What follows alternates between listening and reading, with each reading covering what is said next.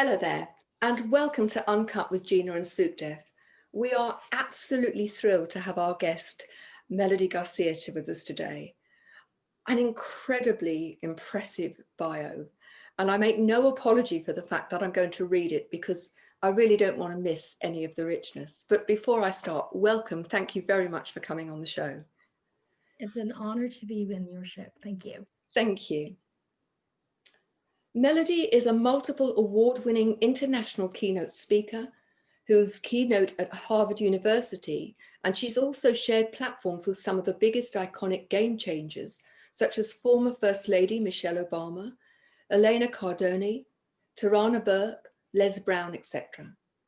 Melody is also a published international writer, multimedia powerhouse, and international best-selling author, whose co-authored book titled Women Who Influence was accepted in the US Library of Congress.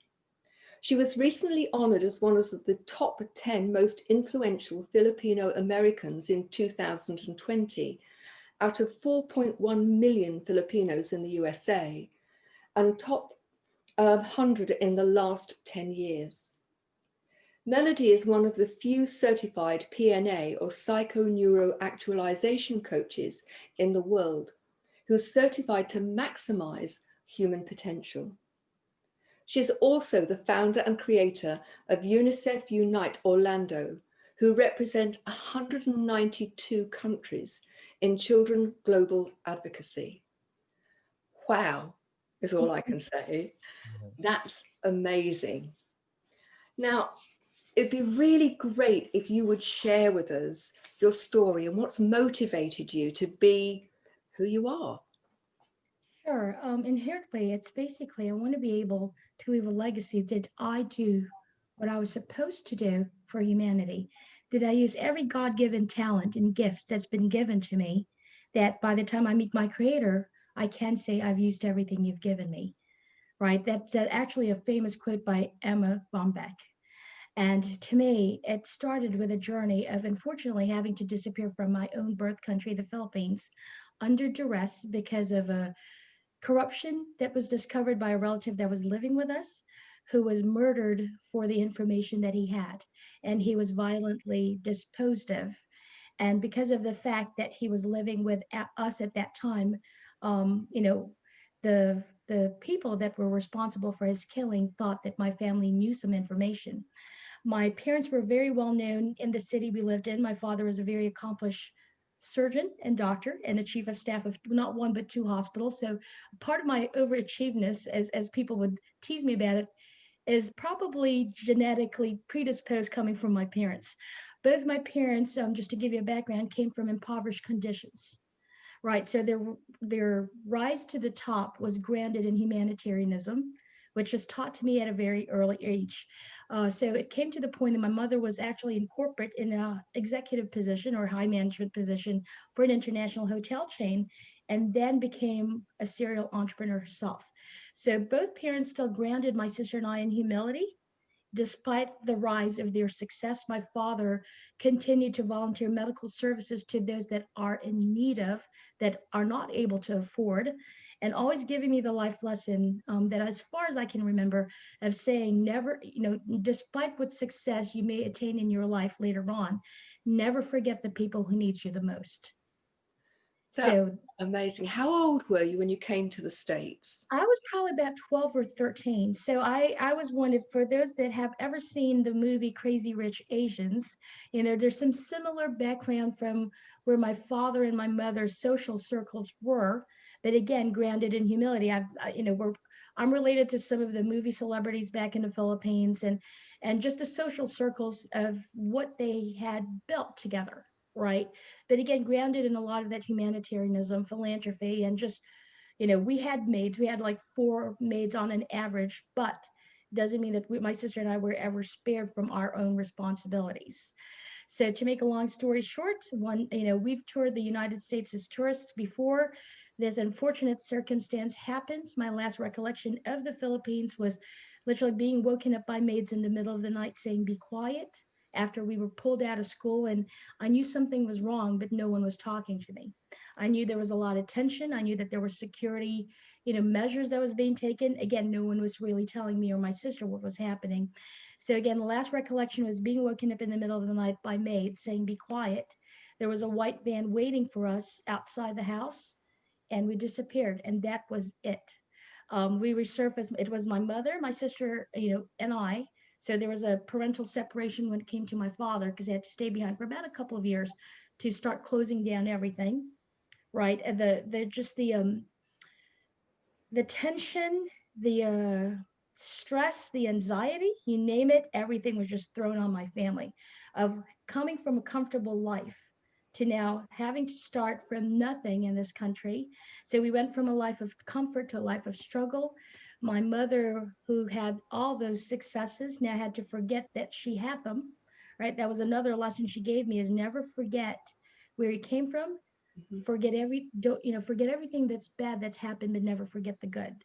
However, you need to be able to adjust to when life throws you those curveballs, and this was a major curveball. So my mother went from having her businesses to now sweeping gas stations at 7-Eleven, in the middle of the night to make ends meet, along with just working at a grocery store, right, to make ends meet, making at that time $3.25 an hour to provide for two daughters.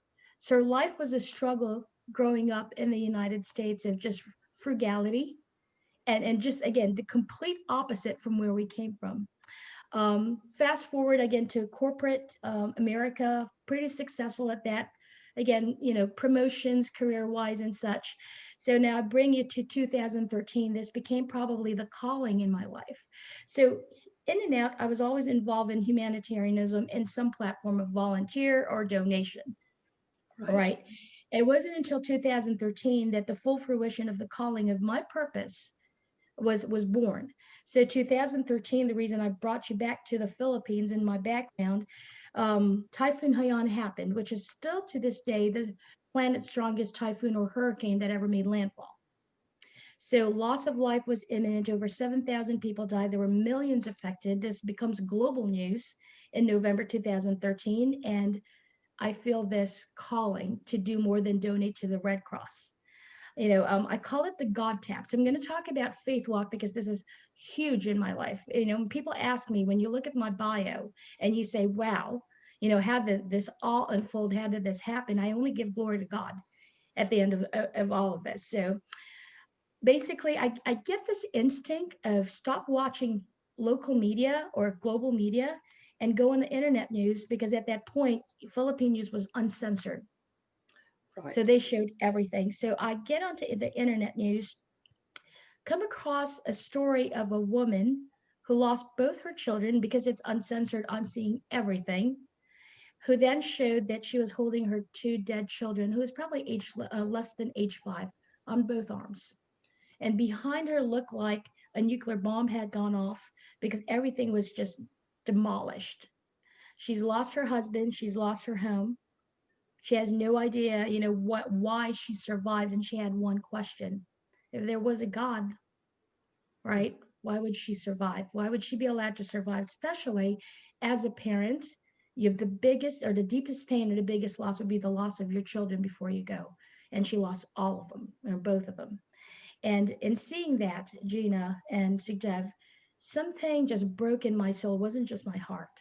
From one mom to another across the ocean, something just broke. And I just found myself on my knees crying and just saying, help me help them, and activate all the gifts you've given me to help me reach them. It was such an unselfish prayer that I had no idea it was going to activate everything that was God given. All I know is that I went to bed crying, and the next day I had an epiphany to now do something, take action. And this was in form of, I sing, let me put a little cabaret concert together. And God's Whisper, the God Tap, started with the number 20. I had no idea where that was leading to. So my first impression is, let me invite 20 people that can donate more than I can Mhm. in this supposedly small cabaret concert. But there's one thing that happens when you're in your faith walk, and when your heart is more focused on what you can do for others, than what you can do for yourself. This has nothing to do with profitability or monetization or branding. I was in corporate. None of those things mattered back No. in 2013, or strategic planning or any of that, right? To me, I really just wanted the profit to go 100% on the ground to the Philippines. No clue how I was going to do it, but all I knew is I was going to sing, maybe invite a few friends. To make a long story short, this benefit concert was now named One Night, One Voice. Within the first 24 hours of me using the Facebook platform, of sending out a message to the Asian American communities of saying, calling all singers, this is what I intend to do, I would just say within 24 hours, I had a lineup of singers that I didn't even have to pay. They knew it was for a humanitarian endeavor. And what the funny thing is that when I looked at all the volunteers, none of them were Asians. So I was trying to figure out where I sent this to, but when I double checked it, it was to the Asian American community. Didn't think twice about that. Second need that I had to line up was a nonprofit organization, just in case the 20 I was planning to invite needed a receipt for their charitable contributions. So one lined up immediately. This was day 2 from that amen. By day 3, then now I needed a venue, right? Yeah. This was probably the most challenging task I had, because there were no funding, there was no sponsorship. Again, this was completely out of my realm at that point. And it was around November, December swing, where every venue has been booked or they wanted thousands of dollars. 3 friends who do not know each other gave me one pastor's name to contact. I called this pastor, told him what I needed. I thought he was going to offer his church. I had one question: how big of a space do you need it to be? And of course, my answer was, I just need it for 20 people, right? And he thought that was pretty strange. And I said, I don't know, God just keeps whispering 20. So I would say day 4 from that amen, I was provided a venue completely sponsored, except that this time it was a concert hall auditorium that had 650 seats. And talk about stress. I did not have 650 people at that time, and also to try to put this together in 3 weeks. So I went by faith. To just make that story shorter, there was a lot that happened in 3 weeks of miracles, right? Before I could even ask for anything I needed or think of, everything was being provided. This concert was literally carried through with 0 penny or dollars being spent out. The reason I now tie it back to how I had to disappear from my country is about 48 hours before the concert of, I have no idea how many people are going to show up. There were no rehearsals at this point. Talk about delegating duties to the close friends at that time, right? One of them was, I wanted to reach out to this nonprofit organization in the Philippines that was actually headed by a CNN Hero of the Year recipient, which is one of the biggest humanitarian awards given by CNN. I happened to see a quote that just moved me. It's incredibly coincidental, if I want to put it that way, that he was also Filipino and lived in the Philippines. So I wrote out to his foundation, not ever thinking this man was going to reach out to me personally via Facebook Messenger, of just borrowing the quote, telling him, here's my intention. I want to print it. I want your permission. And it's going to go towards a benefit concert, a little tiny thing called One Night, One Voice, with my, again, intention to help, my fellow countrymen from the place I was born at. He messages me, and this is the message that made me cry so hard. Talk about ugly crying in public, and made me realize that there was a bigger hand at this than I could even possibly fathom. Because his message read, "O hero of your country, rise up. Your people need you." It gives me chills. Oh, I cried. I'm not surprised. Again, "O hero of your country, rise up. Your people need you." The first reaction that I had was complete anger. It surprised me, because I said, how could you put this task on me? Well, how dare you call me a hero from the country that betrayed my family? And I had no idea I had suppressed that much anger or hurt from the time I was a child to becoming an adult myself. Can I ask how old you were actually at this time in 2013? Well, this was what, 7 years ago? So everybody's been trying to guess my age. I'm just going to say 7 years ago from That's fine. That's fine. I understand. It just is what I have. Right. So this is Some now sort of as an adult. perspective.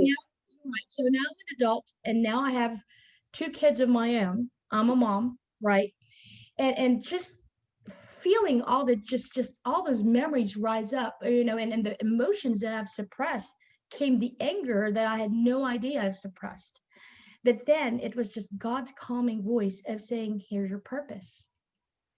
So I went from a reaction to a response of saying, I'm in a position, crazy as it may seem, within 3 weeks from that prayer to actually impact humanity halfway around the world.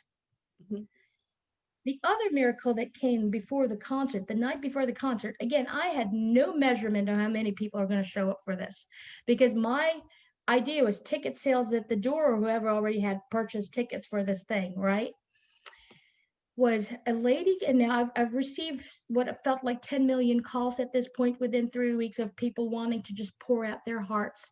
At the same time, fueled by the fact that I cannot ignore this, by the inherent, I would say, urgency to help humanity because of the messages I was receiving from family members of those impacted that I do not personally know saying, help us, they're starving, help us, they're dying, help us, you seem to be popular. Our parents' last known location was this. Now, I did not sleep for 3 weeks. I cried every night in preparation for this of something I had no idea what was happening, right? Fueled by the fact that there was people crying for help Mhm. within the US and the Philippines at this point. Right. And this magnanimous task that felt that was on my shoulder all by my lonesome. And that's when it tightened up on the faith walk of you wouldn't give me anything I couldn't handle. And one of my favorite Bible verses, Proverbs 3, 5, 6. Trust in the Lord with all your heart. Do not lean on your own understanding, and in all your ways acknowledge him, and he will direct your paths. Came into full fruition. So the night before the concert, I get a call from this lady who basically said, I've been watching you. Is it too late to sponsor your event? I need to guarantee that 100% of the profit is going straight to the ground. And I said, absolutely. She goes, how can you guarantee? I said, and she asked me for something in writing from a nonprofit. Isn't it interesting that a nonprofit lined up 3 weeks before for this particular purpose? So I said, yes. And if you ask me how I'm going to get it to the ground, I was very transparent. I said, I have no idea, but it's going to get there. And because of the bureaucratic red tape and corruption that existed, especially during natural disasters, I wanted my hands all over this to account for every dollar that was coming in and out. Right. And it was going to be a full ledger transparency for everyone who had, donated or sponsored. So she was satisfied with that. And she said, I need it by 7 in the morning because we have a little budget left in our community giving and I want you to have it. I said, sure. Who are you? And where is this letter going anyway? I'll never forget the words where she basically said, my name is Alyssa and I'm calling from Pepsi. And we've been watching you. How interesting. Needless to say, the day of the concert, I had one more prayer of just ingratitude because I had a full blown benefit concert from my idea of 20 people was completely destroyed at this point. Saying, I have no idea how many people are showing up. You keep saying 20, but if it's only 20 to fill 650 seats, that's fine. Let them be the people with the most generous hearts. Mm-hmm. Gina and Sukhdev, all I'm going to say is when I stepped out on that stage, the auditorium was nearly filled to capacity. And the reason why God kept saying 20 was that the impact of One Night, One Voice later down the road ended up aiding and saving over 20,000 lives halfway around the world. I can't tell you what the feeling that's coming from what you're saying is just mind-blowing. And it just shows, it's just proof, isn't it, that if you are open to receiving and giving, that if you come with, you talked about humility and a generous heart, and that your intention is that you want to serve others, the opportunities are there if you listen. If you listen and if you trust in something that was much bigger than you, that's invisible, right? Faith is the evidence of all things unseen. in this particular case, one of my biggest lessons that became a rude awakening as I sat in the confines very comfortably of corporate America was that every day I delayed, more people suffered. Mm. So I had to step into the fullness of what God had given me. Yeah. Now, that happened. The speaking platform opened. Of course, I'm invited to New York because they couldn't wrap their heads around what had taken place. I couldn't wrap my head around it, right? All I know is sustainability gardens were built, feeding programs were created. This becomes a cross collaboration with other nonprofit organizations coming from different countries to now, impact the Philippines. But I still went back to corporate America because that was my one all end all. I've done good for humanity. That's it. I'm done. I'm going back to my comfortable spot, Yeah. right? This box.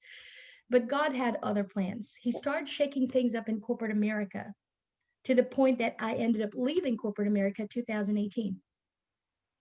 That is where all the things that you read in the bio literally took place. Now, I created UNICEF because the calling for humanitarian impact came back really strong. And since I'm very passionate about children's causes, why not UNICEF, which happens to be the largest global nonprofit organization that impacts children's lives? So, instead of just joining for funding reasons or raising funds, I wanted to create something different. And they just started their congressional action teams then. I went from listening to a call within 24 hours, calling headquarters directly and saying, how do I create one in Orlando? And they actually said, but you haven't, you just listened to a call. I said, no, I already know what I want to do. How do I create this using again, corporate expertism that I had on managing and leading teams to build this solid team that 4 years in a row, we've now been up in Capitol Hill, along with other UNICEF Uniters, meeting with members of Senate and Congress to represent global advocacy and secure funding. I was sharing with some of my closest friends, isn't it funny that 20 years of corporate experience in leading sales team, learning how to negotiate, close sales, all of that, right? Showing Yep. benefits and all that. Turns out that was the biggest playing field for me to now negotiate on behalf of children's lives around the world.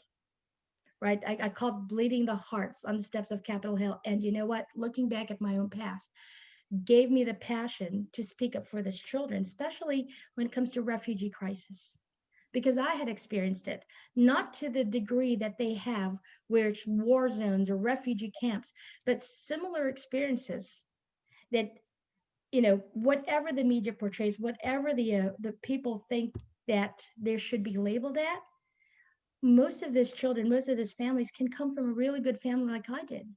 But because of situations out of your control, you're thrown into this other lifestyle that you now have to adjust. So, how dare we give them labels as refugees? How dare we close land on them as if it's our territory? This becomes part of my passion to speak up for people that have no voices. Yeah. Well, then that led to everything else that you have now read, right? From meeting with global leaders, meeting with the Dalai Lama as part of that impact work I did with India, speaking in Dubai, London. I'm scheduled to speak in Paris in March.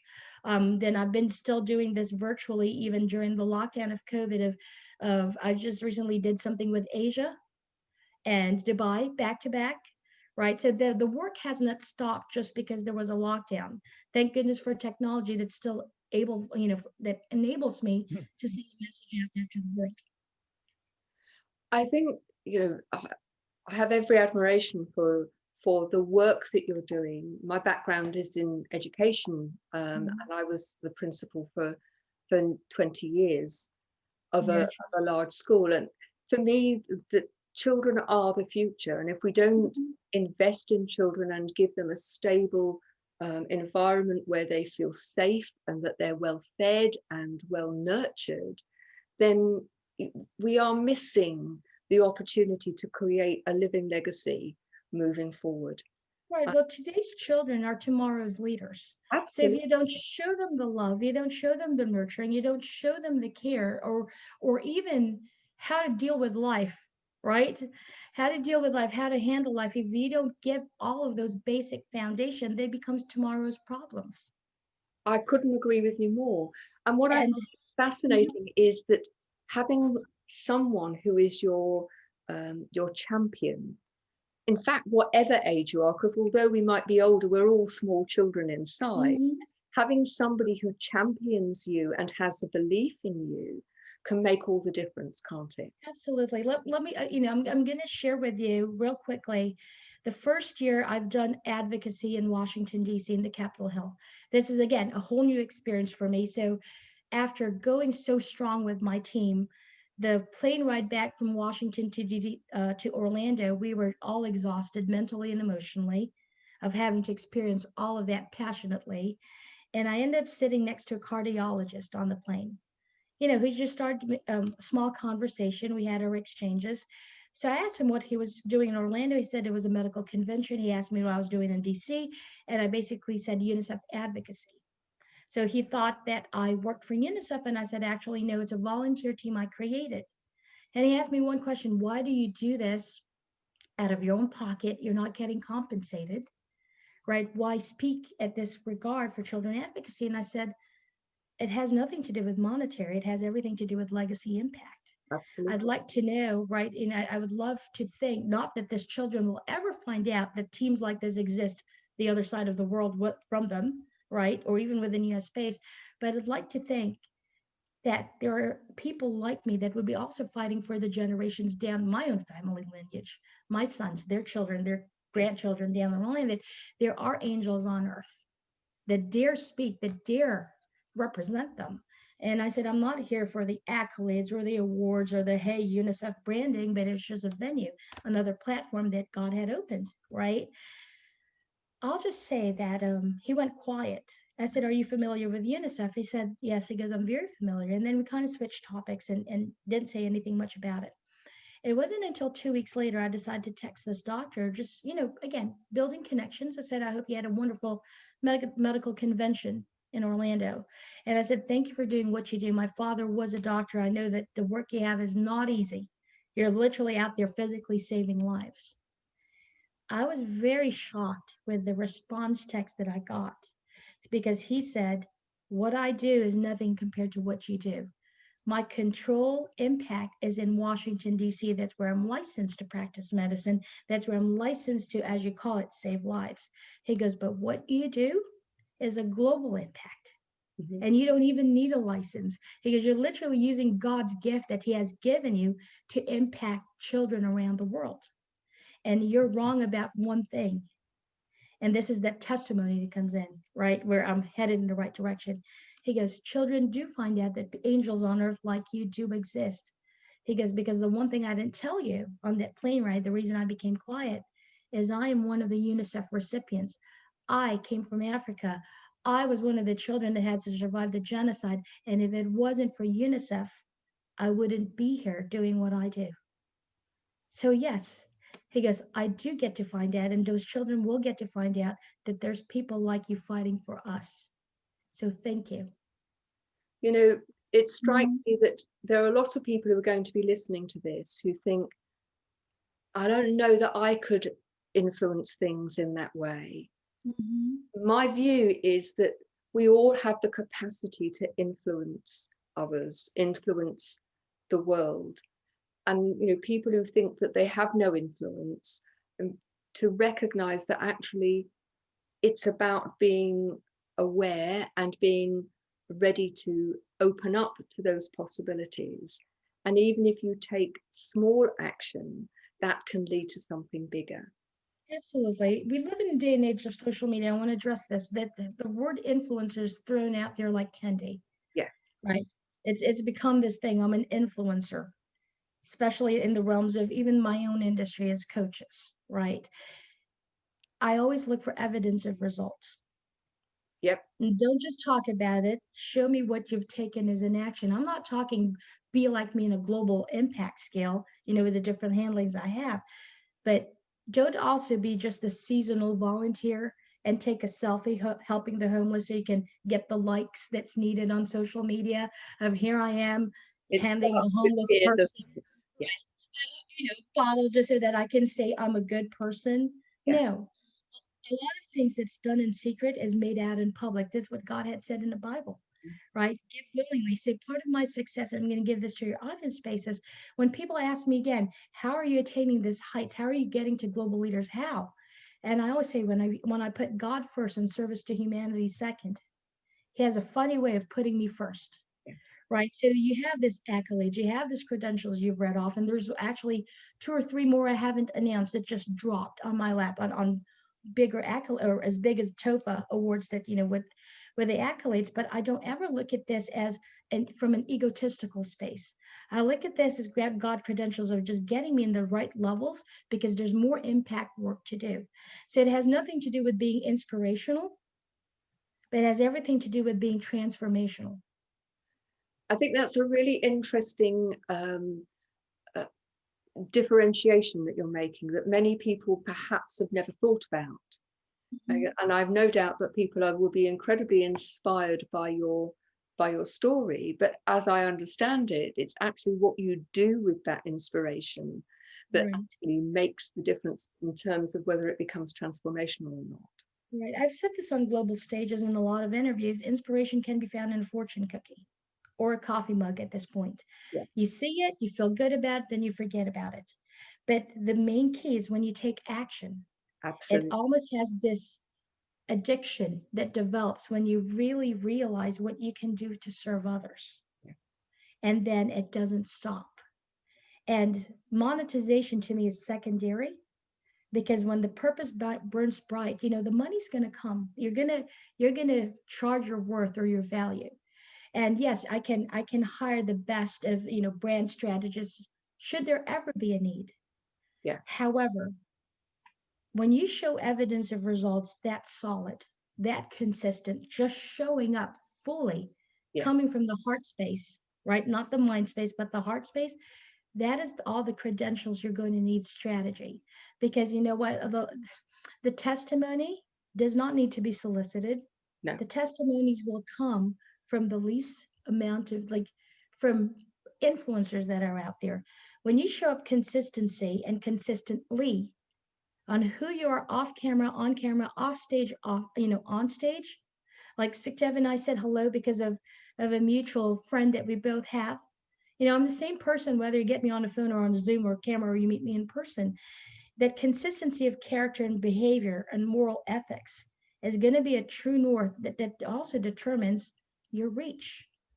I don't know if you've noticed that on the banner behind, being genuine, being authentically who you are, which I think is another way of saying exactly what you're talking about, is that when you walk your talk, when you have integrity, and you are a person who is not about creating an impression in order to look good, but actually genuinely that you're coming from being the best person, the best version of you that you can be, then it's my belief that those doors of opportunity open. And it's not so much as best version, it's best intention.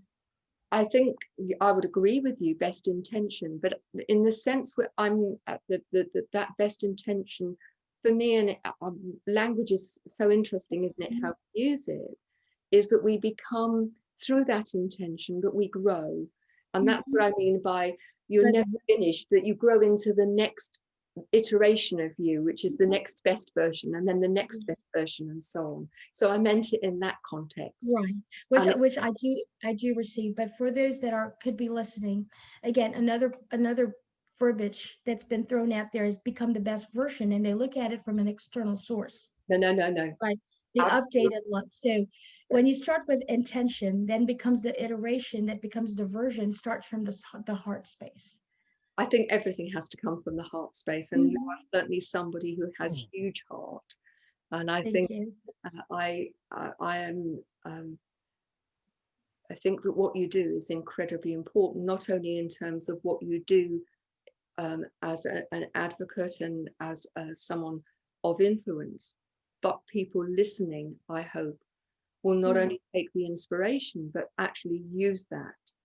There's one thing that ties humanity all together, which is adversity. It doesn't matter if you're rich, poor, titled, non-titled.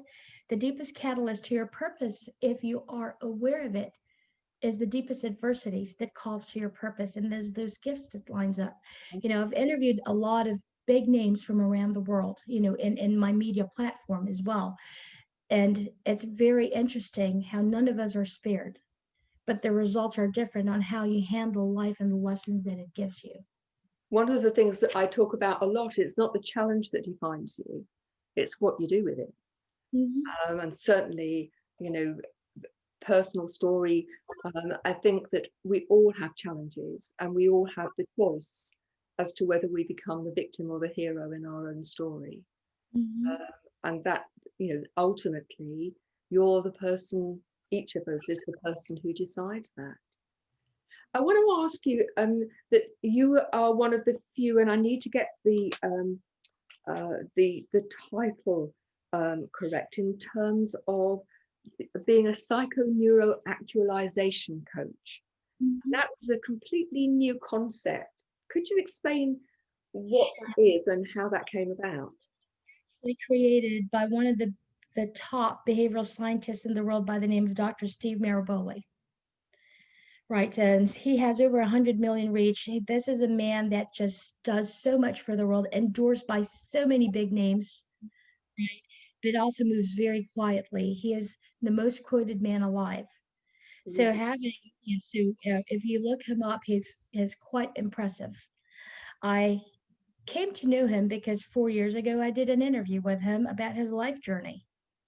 And that full transparency of who I am, what I was going through in life. I'm not spared adversities, or pain for that matter, or suffering. It's again, what do we do with it, right?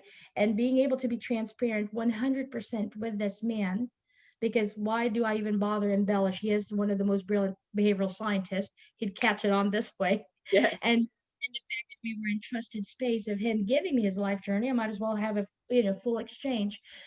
I had no idea that the next 3 years of my life that he was watching me from a distance, checking on my consistency of character and how I showed up. He would throw this little test. That was my vetting process with Dr. Steve Maraboli. So unlike a lot of the certification programs out there where you practically say, I want to be certified, you pay a fee, someone trains you, you're done.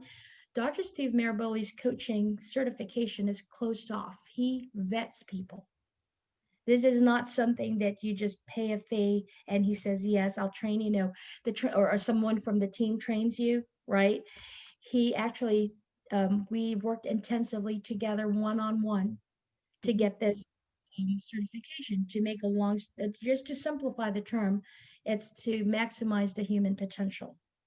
It's to recognize who you really are, what's your calling, tied to those God-given gifts. I've had the pleasure of working with different clients on an international basis, especially during COVID lockdown, because the one thing that had shown us is, am I living my life on purpose? Am I living a fulfilled mission? This has completely turned the world upside down. And it shows us how fragile life is when you have toilet paper becoming the most rare commodity in the world. It tells you that there's something, forget the Louis Vuitton and Chanel's and all this other things, right? Where frontline workers were now more of importance. Grocery stock clerks became critical to humanity's survival, right? I give this speech, and I'm going to go back to the certification here in a minute, that it doesn't matter whether you wear a Rolex or a Timex, because the time that you look at remains the same, doesn't it? Or whether you fly first class or economy, because the destination of the plane remains the same, doesn't it?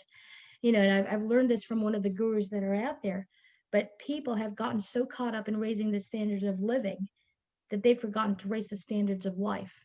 So this is what I speak on a global scale on social conscious leadership. As I had delivered that message in different parts of the world last year, we had no idea that everything that I had said on stages comes into full play in 2020 when the pandemic, that had hit the world locks us all down. And you're basically forced to face a mirror. What is critically important to you? So maximizing the human potential became a demand in the film. What am I doing on this planet? For people that have lost their jobs, their careers, their stability at this point, makes you question what is really important. I've had a single mom launch what we call here in Orlando the Lioness Pride, Lioness Pride, which now her purpose is burned with the fact of impacting single mothers, because we came to realize that there was such a need We just launched a very successful conference called the Lioness Pride Conference. I have a client in Europe that's now found her calling in living joy fulfilled. So she's called it the Joy Unfiltered Movement. I've got clients in different places that is now lining up for impact. And this is what we call the legacy seeds. This is where I am gifted at because of the different regions that I'm an expert with, of really saying, Gina, who are you really? Let's break everything down from the time, we can take it from the childhood to adulthood, Yeah. but inherently, let's line up your life mission purpose for impact, not just to make you feel good and give you a certification saying you've completed this course. No, what I teach is let's maximize who you are so you can leave a legacy impact. I something that is very dear to my heart, and something in my own way that, and I know that Sukhdev the same, that we're very clear about leaving a legacy and making a positive difference to people. And it's a real joy to talk to someone who has had the capacity and the opportunity to take this into such a high global level. As we talk, and your faith and your capacity to engage with those intentions in such a constructive way, I suppose that the question that I'd like to ask you is, so you're still a young woman. What's your ultimate dream? Because people looking at you would think, what have you got left to achieve? And I'm sure there's a lot more. So what is the ultimate dream for you? Duplication, not so much as me, but to be able to plant those seeds, because it's going to take more than me to change the dynamics of humanity, to the betterment of humanity. This is why even in my coaching platform, it's luminary coaching, basically luminary being the word that lights up, is to be able to tap into those clients I have to maximize who they are, so there's more people doing what they're supposed to do to impact the world, right? And then on top of that, being given the access for multimedia, whether it's the TV space, the magazine space, or the podcasting space, sending out that message, right? Or whether I call it from the trenches to the global stages. If I can line up more people that can tap into that, that'll be the legacy impact, because it's generational. A lot of people come back and say, if I can just change one life, I said, I want you to think bigger. Because if you change one life, that changes that person's immediate family and the generations that follow after that. We talk about generational curses for those that believe it, the repetitive, negative behaviors. You can literally change that by changing one person, or not really changing, but transforming that person. Changes the generations that comes after that person, changes the community. It's like a positive ripple effect. And good for them if they can take it on a global scale. Good for them, for any listeners that says everything is possible, right? With faith and just intentions again. So the legacy I have, I was asked, what would you like to have already achieved by the time you're 90 years old? Mm-hmm. I would love to have the powers that be that the world looks at with adoration on my speed dial and say, let's have tea, but what else can we create, to continue to make a difference? Because to me, purpose doesn't end at a specific age. Purpose will continue till the day my last breath, of just saying, did I live a life that served? Did I live a good life? Good, not so much as, absolutely, we want the most beautiful things and these things that we dream of, right, on the comfort space. We want to be able to have that wealth. That's absolutely part of my mission, my goal, I should say. But is that the only thing that drives me? Absolutely not. As an educator, and you would appreciate this, instead of leaving a better or leaving a better planet for our children, why don't we leave a better children for our planet? Can we not do both? So yeah, at the end of my life, have I done, when I meet my maker, have I used everything he's given me? Have I created ripple effects? Have I created a duplication system of not really duplicating who I am, but that intention for impact, has it been spread throughout the world? So what do you see as your greatest challenges at a personal level? Bridging the gap. Let's talk about what had just happened in the United States with the political, with what happened with the latest presidential election. It has shown such a division in the country based on personal experiences, personal beliefs shaped by their experiences. How do we go higher? Removing the labels that are attached. That's probably one of the challenges that faces is when people get so stuck on the stickers, whether you're Democrat, Republican, Libertarian, or whatever, right? Whether you're European, Filipino, the labels that are attached. How do I negate that and say you're human? Yeah, Because of those experiences and shape. Because if we can get to the heart core of that, which I have been blessed to be able to do to a capacity, yeah. right? Is just stand in the gap and then bridge that gap. Imagine what a better tomorrow everything will be. There was a politician in the UK, and I'm terrible at names, but who was murdered. Just before she was murdered, one of her speeches was that there is more that connects us than divides us. Mm-hmm. And that if we can focus on that which connects us, then we will live in a much better world. And it seems to me that you are very much one of those people who connects us. Thank you. And, I really applaud you for taking that opportunity. I absolutely accept that you see that as a gift from God, but you have actually then taken it and used it. And I think that's really, really important. I'm very conscious that in terms of asking questions, I've not given Sukhdev an opportunity. Sukhdev, have you got any questions that you would like to ask Melody? Yeah, so just listening to the conversation, and uh, if there was somebody who's listening in the audience right now and they were thinking, you know what, I'd like to do something in the world, but they don't have the sign from God, or what would your advice or top 3 tips be for somebody to take that action and trust in themselves to make something happen and take the steps to make it happen? Absolutely. And you don't need that God activation, because again, it's one of those that he's waiting for you to step up, right? And this is what I'm going to say. First, start locally. What is the good thing you can do for your neighbor? How can you be kinder today? How can you add value to someone's life outside yourself? That when you reflect back before you go to sleep, was there anything that could have done that was kinder to someone or add value? Start as small as that, because if you change your mindset into that focus, that in itself makes a difference, right?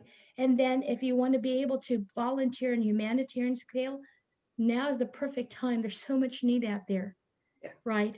Especially with the holidays, whether you celebrate it or not, there's so much need out there. You don't have to have money to do so. You can volunteer your time.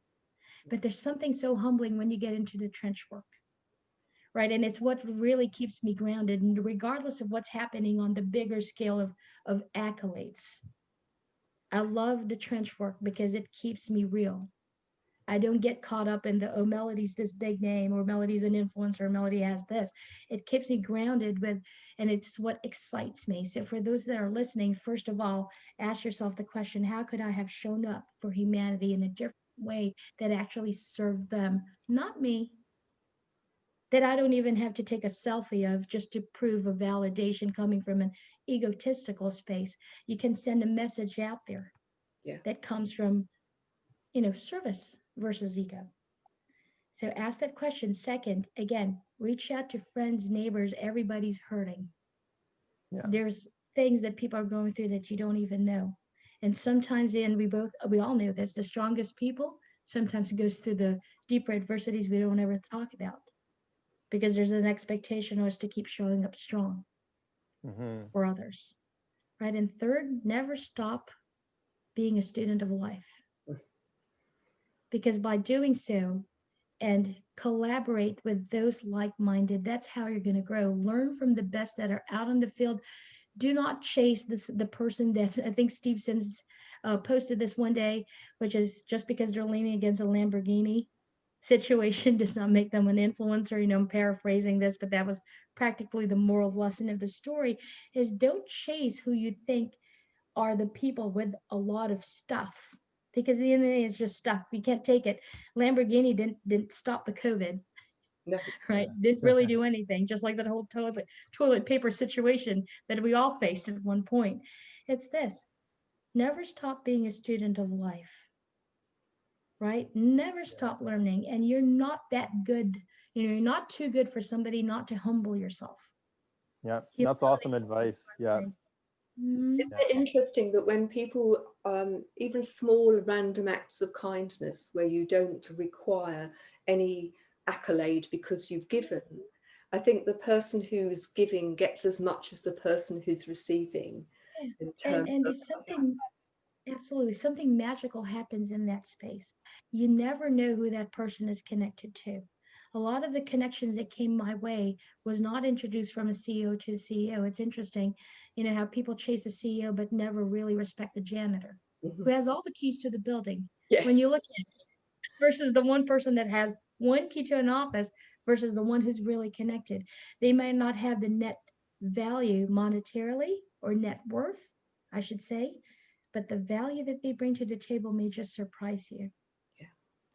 I think we underestimate, don't we, the not only the impact that we have on ourselves and others, but the recognition that every person has value, no matter who they are, what they're doing, how they operate in the world, that that person is important and they have a story to tell, and that you can connect with that person at some level and make a real difference. And here's another thing, and I'm gonna, you know, share this with Sukhdev, is nobody really cares about your story until you win.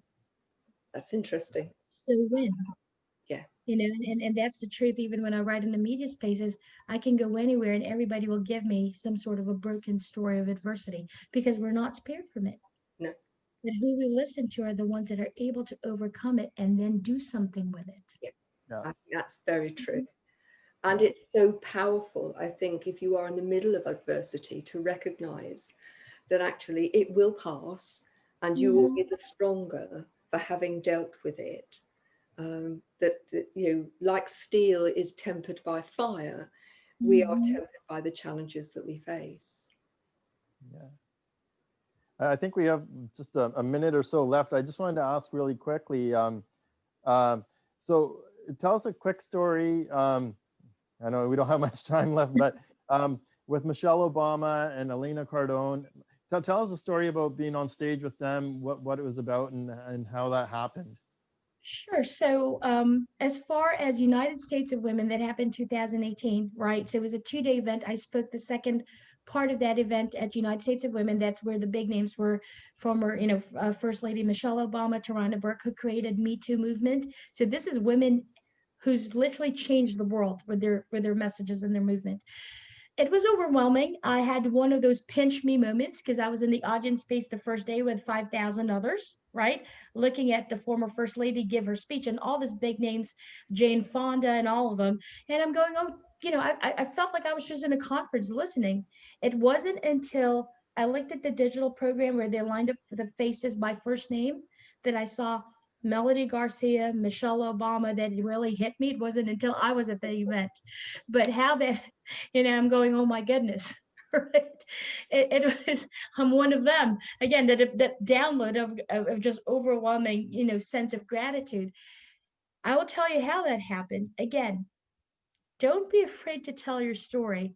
I was discovered while everybody was trying to apply for this position to speak at this event, right? I call it every woman and their mother and grandmother are on to, you know, at this point. Someone read my story from the book Women Who Influence. It was actually one of the authors who then picked up the phone and said, your story, the way you carry yourself, all of this, it has to do with One Night, One Voice from the beginning, because I'd like to invite you on a speaking panel for United States of Women. And it was so strange because it, again, non-coincidental, that 2 days before that, I came into light that this conference existed. And I knew that the applications were miles long. And I said, how in the world am I going to speak there when everybody's trying to apply to be a speaker at this important, critical event? And she said, don't worry about it. I read your story. it's too good not to share. And in fact, she goes, because she's been speaking to me off and on, again, consistency and character from the heart space, right? Yeah. I was also in a vetting process that I didn't know I was applying for, right? Again, here we go again. She put me on a panel with some other pretty powerful names. Kimberly Fox is the state attorney general for Illinois, state of Illinois, was one of them. She put me in a panel called Purpose, Not Position. Love it. When you center your mind and your heart in that message, purpose, not position, then the people that I have shared platforms with, the big names, we're all in the same mission at the end of the day, which is the ability to make the difference with our story share, with our message to the world, because it negates all titles. Absolutely full respect. You're the former first lady. Absolutely full respect that 5 generations slavery put you in it, gave birth to then the rise of a first lady of the United States.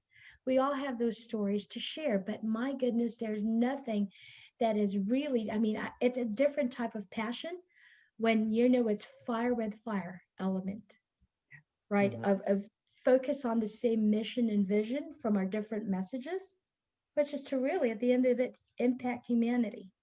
Yeah. Some could be sending messages of how to build your wealth or whatever it is out there, right? But at the end of the day, it's impacting humanity. The beautiful thing about Elena Cardone, we connected in London because we shared a platform for a Global Women Club in London. And we found out that we're both from Florida. She's in Miami and I'm in Orlando. And again, because I was just being me, that ended up in an invitation to film for her show, Women Who Impact or Women Who Influence. And then I turned around and interviewed her for my show, Life Unscripted. Right. So we reconnected. It's about, at the end of the day, take the opportunity to also build relationships. In the end, awesome. it's all about relationships, isn't it? We are pretty much at the end of our time. It's been an absolute joy to have you on the show. If people want to get in touch with you, what's the best way to do that? So you can follow me on social media, Facebook, Melody Garcia. I sent the links. Also, you can email me at melodygarciavip@gmail.com, or my website can connect you at melodygarcia.org. And we'll make sure that all of those details are in the show notes. Yes. Thank you so much. It's been an absolute joy to talk to you. And I look forward to speaking to you again in the not too distant future. Absolutely. And we can do this offline. Sukhdev, Gina, it's such an honor to the audience space. If there's anything I can do to add value, please don't hesitate to contact me. Awesome. Thank you.